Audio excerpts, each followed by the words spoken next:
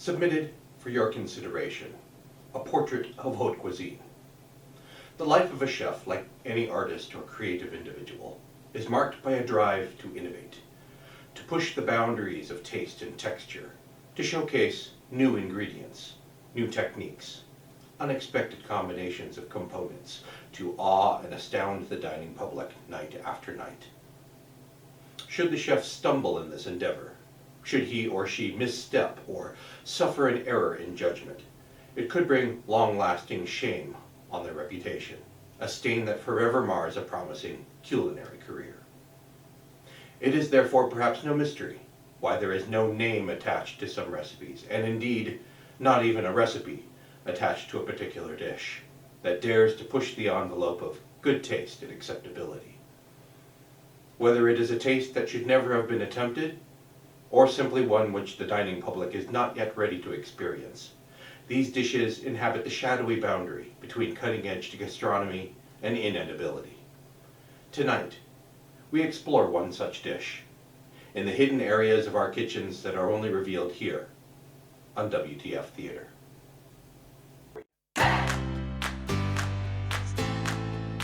I'm Mike Uyak. I love to try new things, and I've had culinary adventures all around the world, as well as right at home. I've had really wonderful food, as well as some really horrible food. I'd like to share some of my adventures with you, and we'll see if I have what it takes to fix whatever goes wrong. This is Recipe Redemption.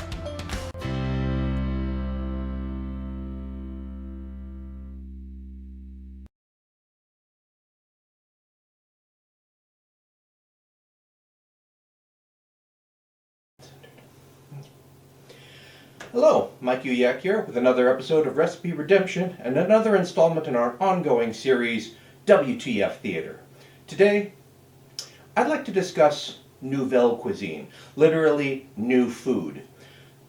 Typically, this refers to a movement which seeks to combine classic recipes and techniques with new ingredients and technology, leading all the way up to the current trend of molecular gastronomy, in which the kitchen looks more like a laboratory than the expected cooking environment.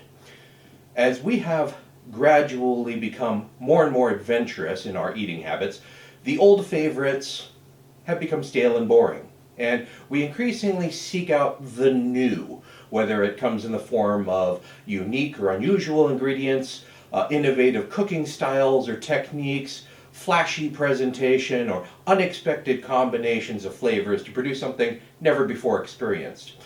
And whether any of this is a good thing or not is left up to the individual diner to decide. Thus, this obvious experiment in what is possible. The chocolate split pea soup with oysters. I'm going to repeat that because it bears repeating. Chocolate pea soup with oysters. There's a lot to unpack in this one. Split pea soup is typically fairly salty, both from the broth used as the flavor base and from the traditional ham hock or bacon or ham or just diced ham thrown in for flavor and body. But it ends up also having an earthiness from the cooked and pureed peas, possibly brightened with the addition of acid like a flavored vinegar. Now, adding chocolate to that party will obviously affect the flavor, but how it does so depends, I think, on what kind of chocolate you add. Semi-sweet milk chocolate is the sweetest and probably not preferable. It would take it in a weird direction. The less additional sweetening added, the better, at least in this application. In fact, the addition of sugar or dairy may not be necessary at all. If chocolate is simply a single flavor note to the overall dish, then perhaps cocoa powder is what was used. And indeed, this photo makes it look like the cocoa is perhaps something the diner stirs in at the table, rather than something cooked into the soup from the beginning. So I would be somewhat concerned that it dissolves completely, first of all, but it looks like it's just a little bit of chocolate. It's not mixed through. Now we encounter an interesting dilemma.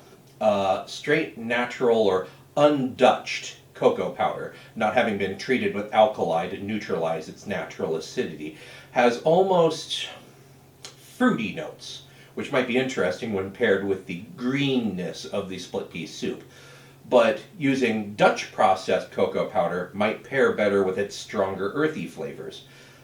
Either way, the addition of chocolate would add another layer of complexity to the soup, pulling it, I think, in the direction of a Oaxacan mole sauce in flavor. Maybe. Now, the oysters. Again, the photo makes them look like almost a garnish rather than an integral ingredient, and I honestly can't even tell for certain that they're cooked. I think they're actually raw. However, a good, fresh oyster has a clean, briny taste that, in addition to a little acid from something like citrus, like lemon juice, might add a bright pop to what could otherwise be a rather heavy soup. And there is some precedent for this sort of combination.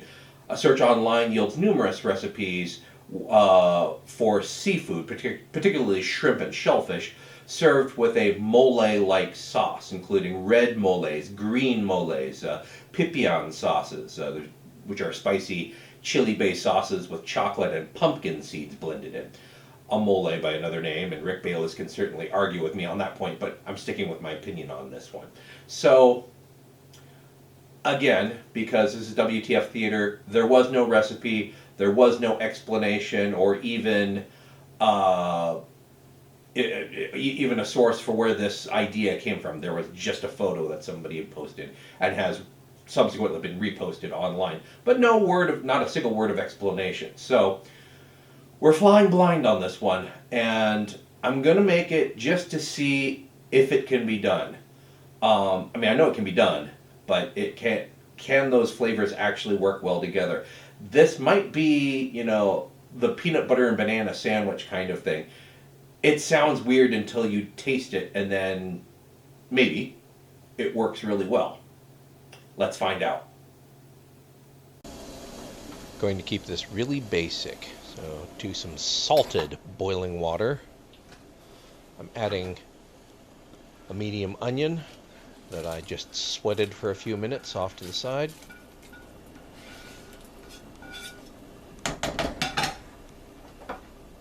Add that the zest and juice of 2 lemons. Remember, I was talking about adding a little bit of citrus and acid to this. And then the peas. I don't know how much that is. It's probably about 2.5 cups worth of split peas. Stir that all together, cover, and bring back up to a boil. And I simmered that for about an hour and a half. Hour and a half is done. Peas have absorbed quite a bit of liquid, and I'm going to split this into 2. I have a feeling that this isn't going to work so well, so I'm going to do just a half batch here for this first part of the experiment. Just got my trusty old stick blender and puree until smooth.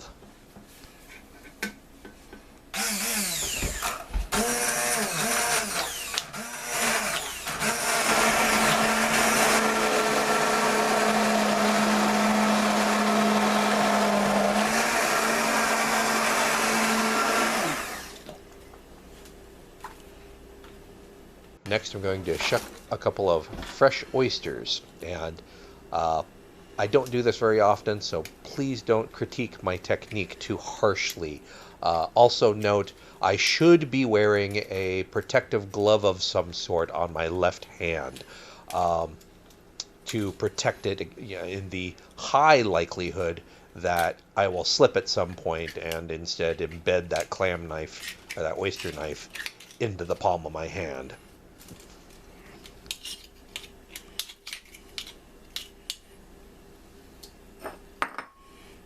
I will spare you the cringe fest of my attempts to shuck the rest of the oysters. They did not go as smoothly as this one did, amazingly enough.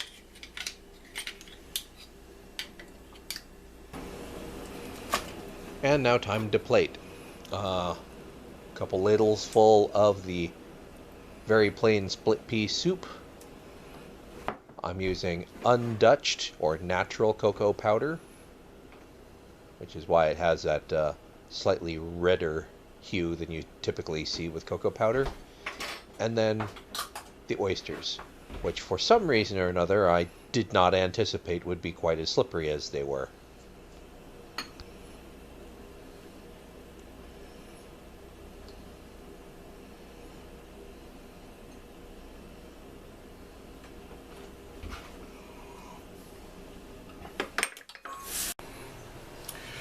Well, if nothing else, it smells interesting. There's a very, very definite chocolate note to it. You almost don't smell the pea soup at all. And it may also be because I didn't add a whole lot of aromatics in cooking it. It was a very, very plain pea soup. Matter of fact, let's just get a spoonful of just the pea soup.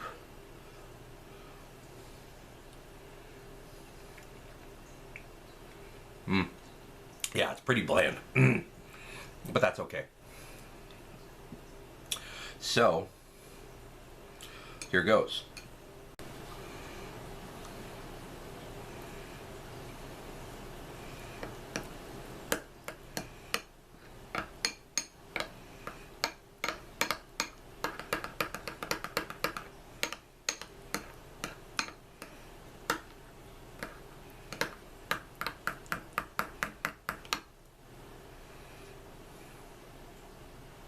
Wasn't that an appetizing color? Okay. Chocolate pea soup with oysters. Well, just get a little of everything here.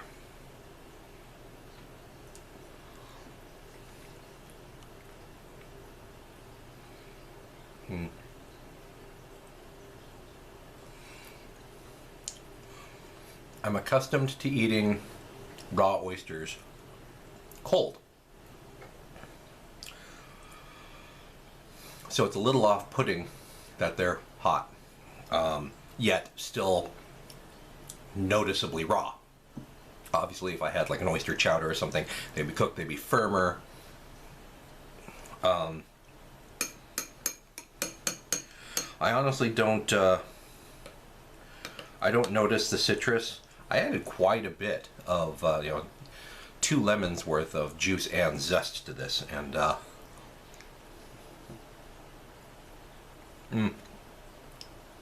it's a little bit there.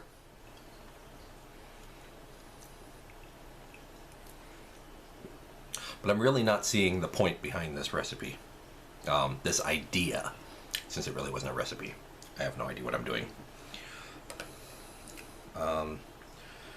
I hate to see good oysters go to waste, so I'll have another bite.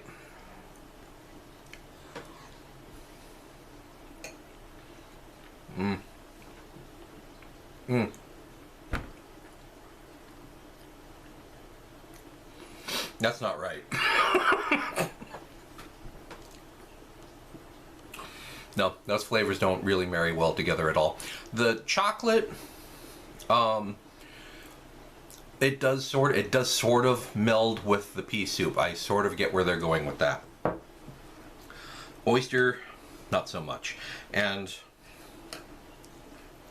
I think in terms of the mole idea, I think a lot more spicing, a lot more seasoning would really benefit this. To really take it one way or the other. Right now, it's sort of, they actually sort of cancel each other out in a way. It tastes sort of muddy. But it does put me in mind, I'm gonna try something. So I added some more water to the other half of the split peas. I'm leaving them whole, well, halved, but unpureed, and I'm adding some fish broth and a little bit more salt to kind of give it a bit more flavor.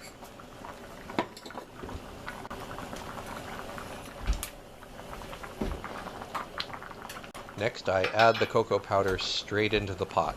I don't know how much, probably about a 1/4 cup. I figure maybe by allowing it to cook with the soup, it'll integrate the flavor a little better. And then, yes, I'm adding the oysters to the soup this time. Whole jar of just prepared oysters. And I'm going to let that simmer for just a couple minutes. I don't want to overcook the oysters, but I do want them cooked. And here it is. So what I did not puree the peas. I just stirred the cocoa powder in, and I actually cooked the oysters in it with a little bit of fish stock, or fish broth, really, to kind of up the flavor profile, and a good healthy hit of salt. So let's see how this tastes.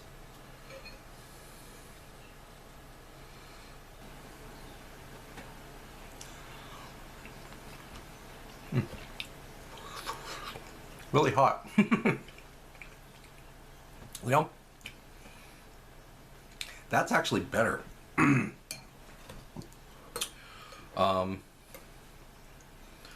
Try just the broth here.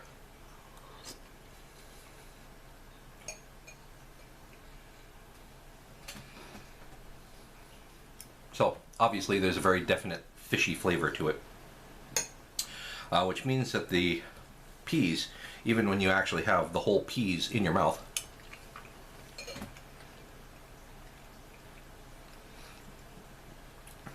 because they're kind of bland all on their own, they kind of get masked by the fishy flavor of the stock. And the oysters definitely benefited from being cooked. They're firm.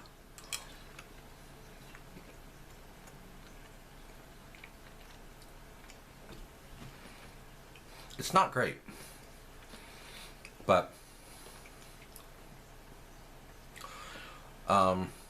leaving it whole kind of gives you more of a lentil soup kind of feel to it.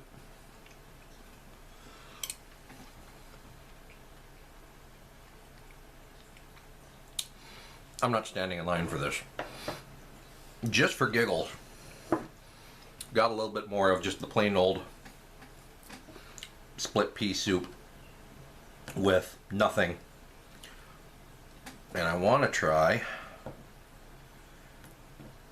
if I can get one on my spoon, a smoked oyster. Right out of a tin. It's packed in oil, but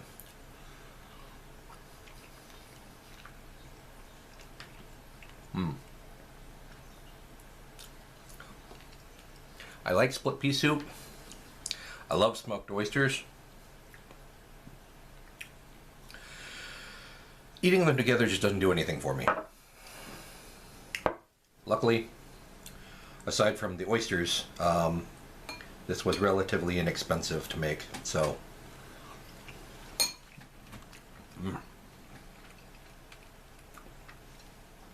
I don't feel too bad about throwing the rest of that away.